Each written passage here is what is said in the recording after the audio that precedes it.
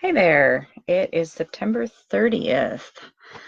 I cannot believe that we're to the end of September already, 2019. So we're heading into the last quarter, and um, it's just been a crazy morning so far. So I am going to, well, introduce myself for those of you who may not know me. I'm Mukkove Johnson. I'm a Christian women's life coach, and I love to work with women on healing the wounds in their soul so that they can improve their relationship with themselves, with God, and with their children.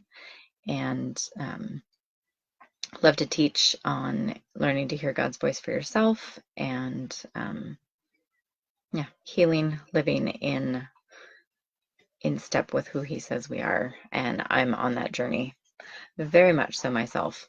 So everything is fresh and relevant. So yeah, I want to pray. I want to praise. Our Father is absolutely amazing, and He's worthy of our praise even when we don't see things and don't feel the way we want to feel. So Father, I thank you for a beautiful day. I thank you for the opportunity to be alive in your earth at this time. And I thank you for trusting us with your plan and including us in partnership with you to bring your kingdom to the world and to expand your kingdom. And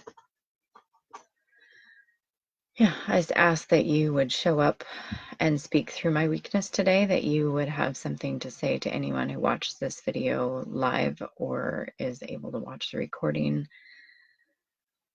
Yeah, that you would bring value and bring your perspective. And today is, hi Casey.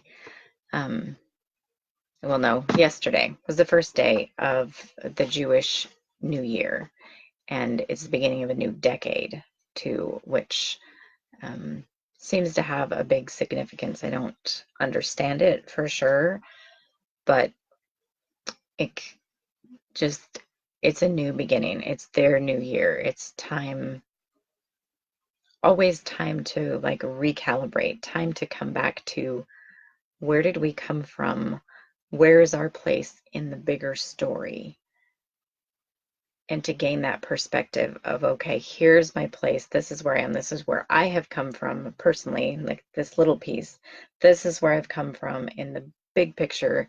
And here's where I'm going. Here's the impact I'm supposed to make. As I was walking this morning, I took my daughter out for a little walk, and the mountains, I live in a wide valley surrounded by mountains and live fairly close to some of the mountains. But it's super cloudy and foggy this morning. So you couldn't see mountains anywhere around us. And thinking, if you were out somewhere unfamiliar and didn't have the mountains to get your bearing, that could be very disconcerting. Like to not see the mountains now is kind of like, oh, I miss them. But it's not the same as like I need them for direction or for guidance.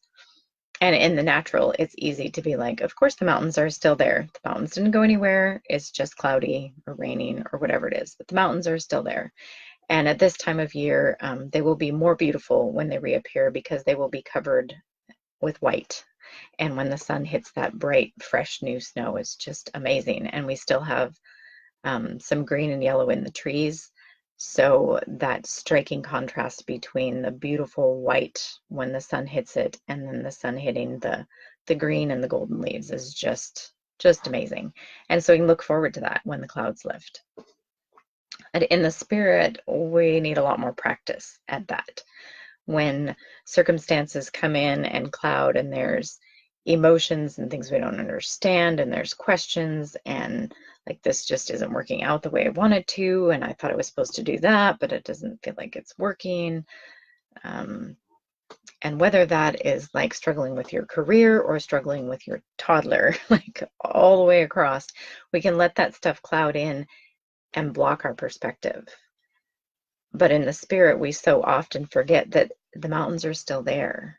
And the mountains are actually going to be more beautiful and more inspiring the next time we see them. And we don't want to forget that. Like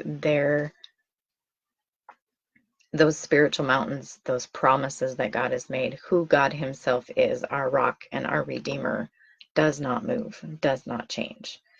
And so to hold on to that in the spirit, that just assuredly as these mountains he has surrounded me with in Alaska do not move, he himself does not move. His promises do not move. He's not shaken, and he doesn't want us to be shaken. And thankfully, he has grace for us when we are shaken, but he just calls us back.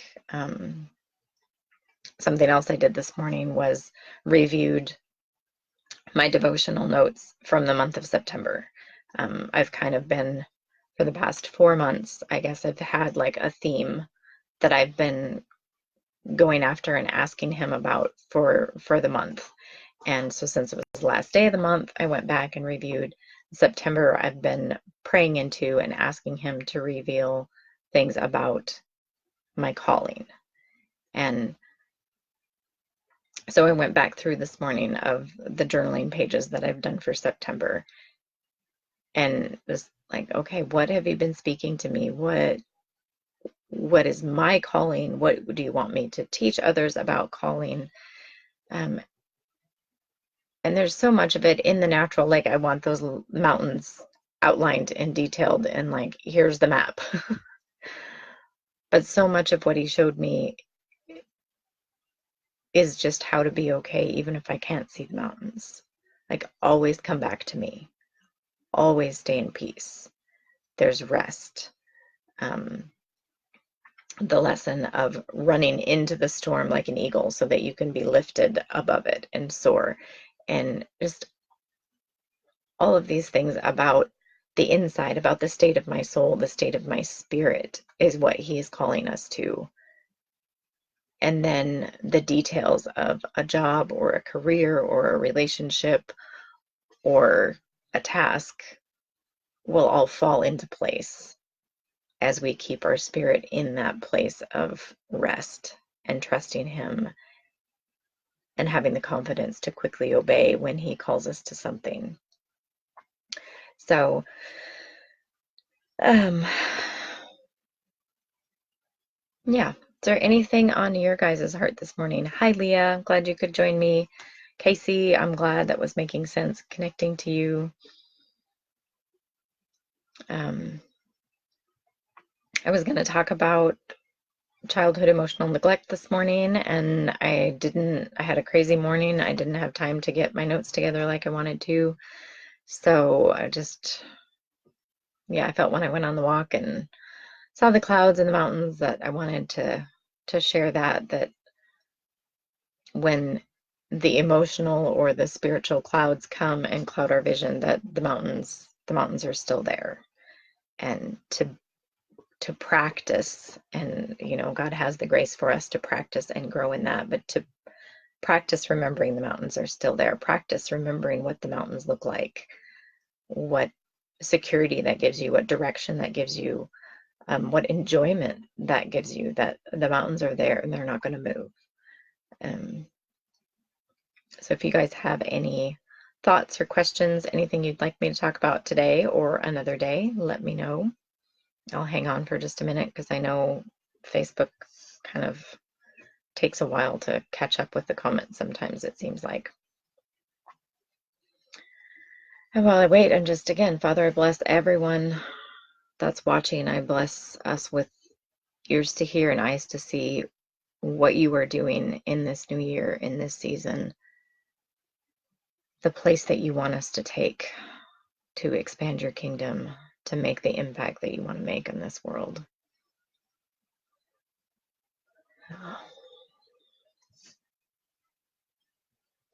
Leah says, love it. Thank you.